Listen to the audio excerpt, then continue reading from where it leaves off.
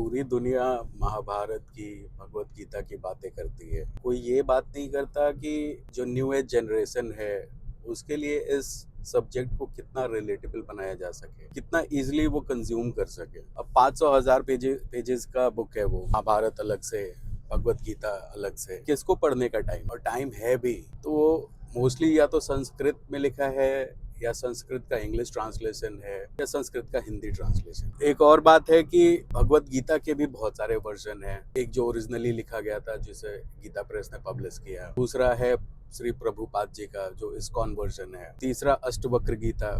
ये तीन तो मुझे मालूम है, बाकी और भी भगवत गीता के बहुत सारे वर्जन। और जब एक राइटर एक ओरिजिनल स्क्रिप्ट को ट्रांसलेट करता है, लिखता है, तो उसमें कुछ ना कुछ कमियां रहती है, और या फिर उसमें अपना वो क्रिएटिविटी भी लगाते हैं। अब चाहे मिलेनियल्स हो, जेनजी हो, जेन अल्फा हो, इनको अगर महाभारत या भगवत गीता समझाना हो, कैसे समझाएंगे? मैं आपको तीन ऐसे कैरेक्टर और तीन ऐसा इंसिडेंट महाभारत का बताता हूँ जो आज के समय में भी बहुत ज्यादा रिलेटेबल। अगर आपको महाभारत इन टोटलिटी समझनी है तो ये तीन कैरेक्टर को आपको समझना चाहिए, या ये इस तीन इंसिडेंट जो मैं आगे बात करने वाला हूँ उसको जरूर देखना चाहिए। तो आज के टाइम पे भी बहुत ज्यादा रिलेटेबल है, बहुत बर्निंग है। तो पहला इंसिडेंट है महाभारत का द्रौपदी चीरहरण। ये सभी को देखनी चाहिए, मेल फीमेल सबको। फीमेल को देखनी चाहिए समझने के लिए कि उस जमाने में भी रेस्पेक्ट एंड कंसेंट जरूरी थी, और अगर नहीं मिली थी तो आगे क्या हुआ था सबको पता है। मेल साइड को ये चीजें इसलिए भी इस इंसिडेंट को देखना चाहिए ताकि वो समझ सके कि just by saying women empowerment और giving respect to the female of your own house doesn't solve the purpose. A woman in large, in totality, has to be respected, and in any situation their consent matters the most. दूसरा एक प्रसंग है, incident है अर्जुन का। he was confused right in the battlefield. अब ये confusion को आप रिलेट करो अपने ऑफिस से, अपने बॉस के साथ, अपने फ्रेंड्स के साथ, अपने रिलेटिव्स के साथ, अपने किसी भी relationship. when you get into a situation, and that is where exactly you get confused, is very much relatable nowadays. We pick up a relation, we commit into it, and then got into a confusion. We pick up a job, got into the work, and then start getting confusion, saying, hey, I'm not happy, the job is not good, work is toxic. These kind of confusion is very normal nowadays. What you need to learn from that incident which happened back then in Mahabharata, Krishna भगवान ने भगवत गीता में बहुत सारी चीजें बताई अर्जुन को, और हर एक चीजें या तो हम समझ सकते नहीं है या फिर कंज्यूम नहीं कर सकते हैं, बट एक चीज बिल्कुल समझ सकते हैं। किसी भी सिचुएशन में अगर आप कंफ्यूज्ड स्टेट में हो, the only remedy, the only cure to any kind of confusion is your action. Take action, move on. What you are worried today, you will not be worried tomorrow as well on the same thing. There will be a new worry. Worry not gonna stop.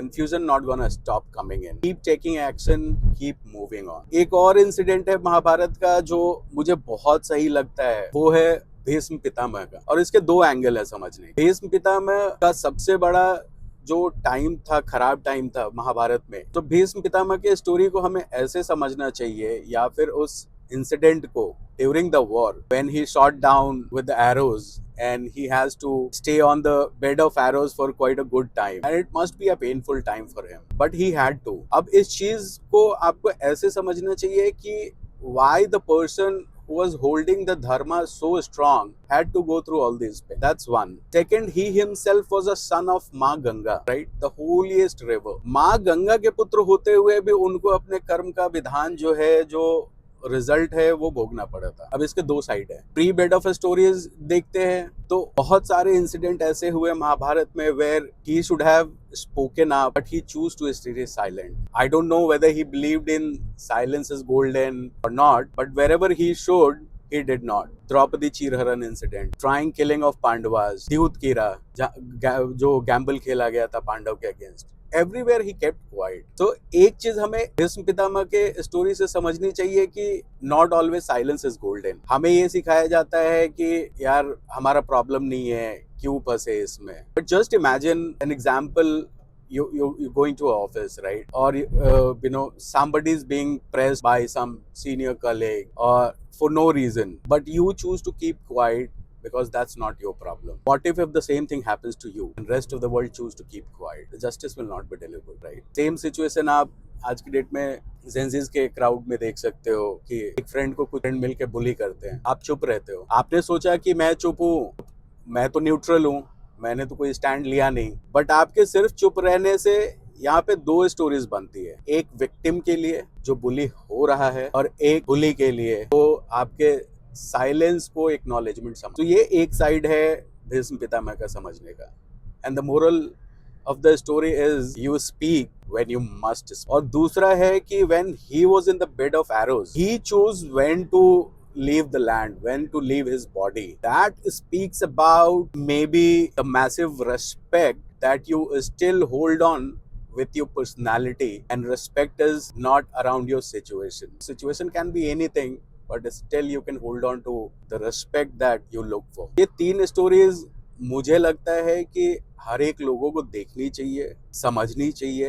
पूरी महाभारत आप पढ़ नहीं सकते तो जाके ये तीन incident, इस तीन कैरेक्टर को समझो आप, ठीक है? और ये तीनों साइड जो आपके अभी के करंट हमारे सोसाइटी में है, the women most important, young crowd, and the third who is into may be a mid age and growing older and look for the authenticity, look for respect. ये तीनों crowd को ये तीनों character बहुत अच्छे से एक्सप्लेन करते हैं back then, and still it is relevant today. अगर आपको ये अच्छी लगी हो तो please do like and subscribe and share. Thank you.